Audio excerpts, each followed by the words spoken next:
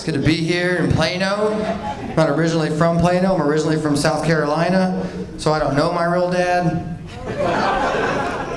He took off when I was a kid. It didn't really affect me too much though, except for now when I go to quit a job, instead of putting in a 2 weeks notice, I was telling him going out for a pack of cigarettes. Let it work itself out, you know. I was actually raised by my stepdad. He was a good dude. I call him my dad. Him and my mom were married for about 12 years. They ended up getting a divorce though. She ended up marrying another guy after that. That guy tried to tell me what to do one time. I was like, hey man, you better watch how you're talking to me. You ain't my real stepdad.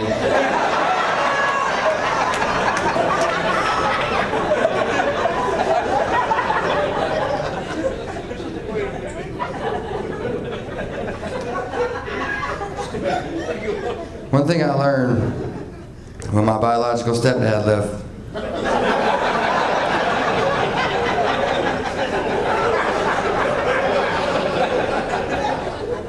When you're stepdad, man, you can leave whenever you want, man. Nobody's gonna give you shit. They ain't gonna say nothing, man. Nobody cares. There's no such thing as a deadbeat stepdad. Nobody goes to jail for unpaid stepchild support. Just leave, bro. That's why they call it stepdad. You always got one foot out the door, right? Like, why you say?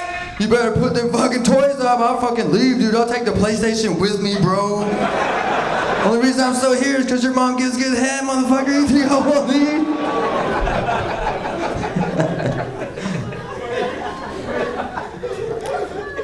Got a therapist now. Surprise! My therapist is pretty cool. She wants me to quit smoking weed. I don't really want to do that. But she said if you don't quit smoking weed, it's going to end up leading to depression. And I didn't think that shit was true. But I ran out of weed the other day and I've been depressed as fuck. I've been sweating, man. I can't sleep. Everything's starting to make sense. You ever get really high and you think of something you gotta do in the other room, and as soon as you go to the other room to do it, you forget that you're in jail? That's the worst, bro. I got one friend, man, he smokes a lot of weed. He's a conspiracy theorist, right? The worst fucking thing to be, like two things to be.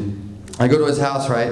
He's always talking about flat earth or the moon or some shit, but this last time he got me, he was talking about the presidents because they age really fast in office, right? Because the job is so stressful. I was like, what are you talking about? He starts breaking out pictures of on his phone of Obama and shit. He's like, check it out, man. Here's a picture of Obama just a couple years before he went into the White House. Here's a picture of him the day he got out. Look how much older he looks. I was like, yeah, dude, it's been like 10 fucking years. Like, that's how time works, man. Here's a picture of my little brother at his 10th birthday party.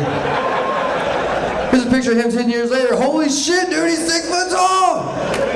Must be stressful being in middle school, bro. Doing fractions and jerking off. I can't imagine what this kid's going through.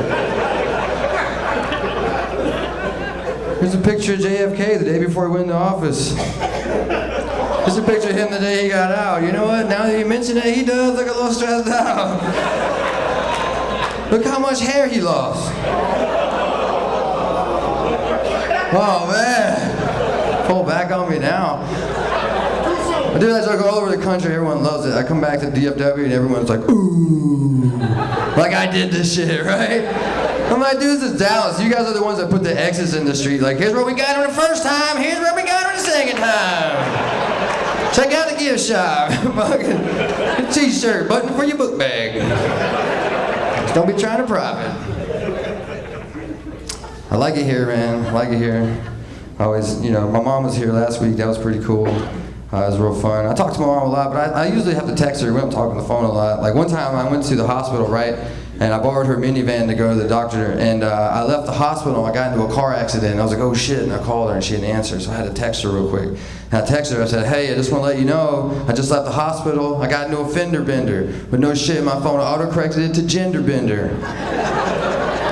So she just left the hospital, got into a gender bender, please don't be mad. She didn't text back for a long time. She finally texts back, she was like, I just want you to know, I support you either way. I was like, Mom, what are you talking about? I have insurance. And she goes, do they cover that? I was like, yeah, I guess so. It probably depends on how much body work needs to be done, you know? She was like, are you sure? I was like, Mom, I think I've been rear-ended enough times to know how this shit works. All right, guys, my name's Tom Brown. You guys are awesome. Keep going for your host.